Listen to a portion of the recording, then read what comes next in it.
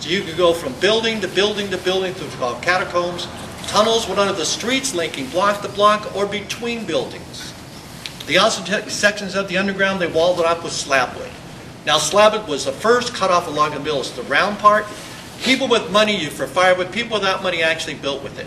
There are houses standing to this very day made of what people considered at that time to be trash wood. They literally turned the underground into a maze. And if you have any locals here, if you ever heard Northwest Portland being referred to as Slab Town, the reason for that was they let slab it up by the boardwalks, let them cut it up for fuel. Then in the mid-1870s, the city decided that the streams that were flowing through the downtown area had to go underground. They were in the way of progress. So they hired a company that hired Chinese workers who built these beautiful brick arch tunnels lined with cobblestones. Cobblestones came from Europe, been fashioned roads by the Romans there. When the ships started coming here to Portland, they tore up those roads, used it for ballast. When they reached Portland, they threw it overboard. We used to build the streets and line these tunnels. And the reason why they lined the tunnels was they intend to walk through these. Now, after that had been accomplished, the city started looking at its most modern of all human waste disposal systems we had at the time, which was nothing more than a 3-story brick and door outhouse. Still across the street from Hobo's tonight. They accessed the brick outhouse from the outside of the building along a metal walkway, and they cleaned it out from underground. In fact, back in those days, you were unemployed, male or female. You could actually get yourself a job digging out human waste, put it in the buckets, and haul it up to a waiting wagon. The same kind of system had in London, England for a while. Well, the city decided that wasn't modern enough. So they hired the same company, and they again hired Chinese workers. And why Chinese workers? Because they were some of the greatest tunnel builders in the world, and they were inexpensive labor. And again, they built these beautiful brick arch tunnels lined with cobblestones. When you put all these things together, you had an incredible underground network. And if you did not know where you were going, you didn't dare to venture underground. I went at the underground the first time when I was 7 years old, and I had no idea where I was going. And the reason why you're here tonight is not because of the thousands and thousands and thousands and thousands of volunteer hours that went to this project, not to mention the money. Here goes to one man. My foster brother's real dad, Dewey Kirkpatrick. And you're here because they never said no to a 7-year-old boy. Me. Had he said no to me, you wouldn't be here tonight. Now, Dewey was a very sick veteran. He was in both World War I and World War II. And he spent 6 months of the year at a veterans hospital located near Medford, Oregon, a place called Camp White or White City. And back in those days, like it still is today, you stay 6 months, you leave for 6 months. Really didn't matter how sick you were, you had to leave. So we'd come out and visit with him. We lived in deep southeast Portland, an area called Lentz, if anybody's ever heard of Lentz. Come out and stay with us, but he kind of knew what his limits were. Then he moved to the downtown hotels. And my foster brother and I, Tom, would come down and visit him. Now my brother to this very night doesn't know why. All he wanted to do was sit in his dad's room and watch TV.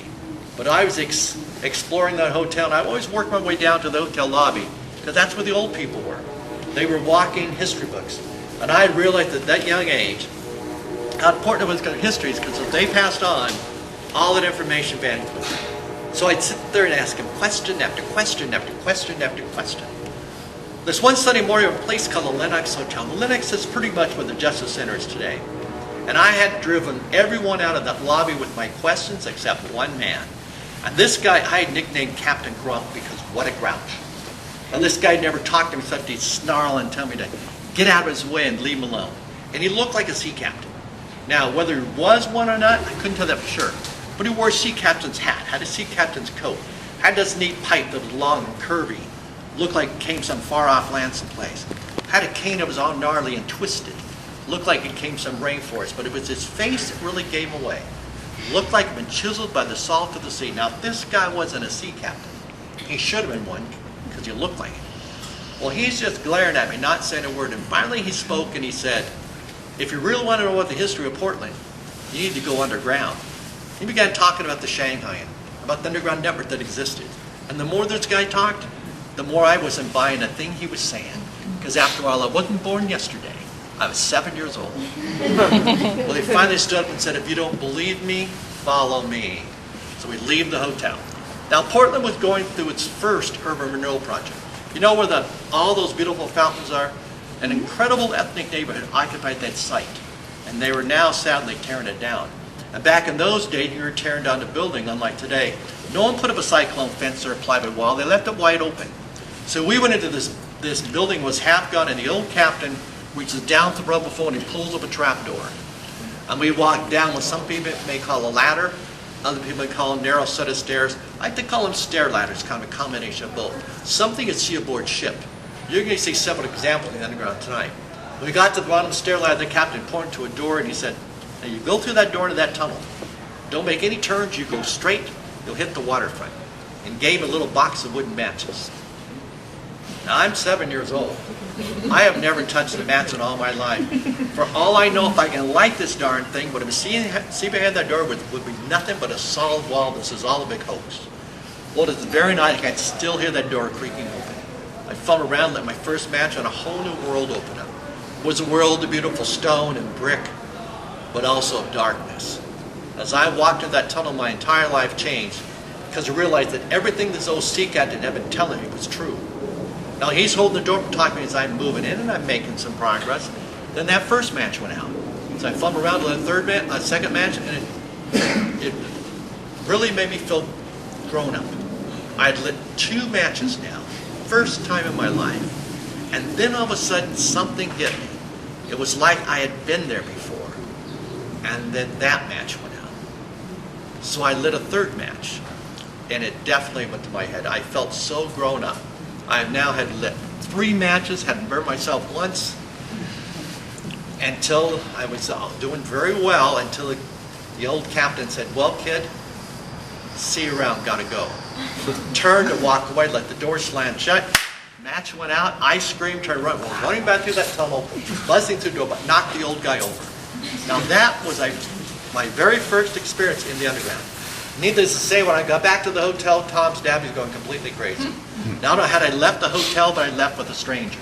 And he yelled and yelled and yelled, but he finally calmed down and realized I had discovered something, so it made me a deal. If I wouldn't leave that hotel again, either by myself or with anyone else but him, he would help me get into other segments of the underground, because back in those days, it's all basically still connected. So what he'd do is every week he would switch hotels, sneak me past the desk clerk, and I was on my own. He could not go with me. Dewey had a very bad leg, walked with a cane. In fact, after he passed away, his cane eventually fell into my possession, which I still have. For the next 11 years, we went from hotel to hotel to hotel to hotel, and then we finally ran out of hotels, meaning we started duplicating hotels, and I was devastated. But he said, don't worry. We have the old movie houses. They must have some type of underground connection. Everything else seemed to have. So we go to places like the Roundup, the Blue Mouse, and the Circle Theaters. And back in those days, I could buy myself a ticket that cost anywhere between 15 cents and 25 cents a ticket. I could see 3 to 5 movies at a time, and the deal was I had to watch each and every single movie before it'd sneak me past the staff. So if it wasn't for Drew Kirkpatrick, you wouldn't be here tonight. And if it wasn't for a whole lot of people who will allow me to bother them with my questions, we would have nothing to tell you. Because this is truly an oral history. However, we do have documents in our possession, and more documents comes to us that will support just everything you're going to hear. Now, people come to our tours for many different reasons. Our job is trying to get everybody happy, which can get interesting, especially when different groups come together like today to make up 2 tours. All of our tours are history tours. Go to the same place, see the same thing. They're all about Shanghai and all about the Portland Underground.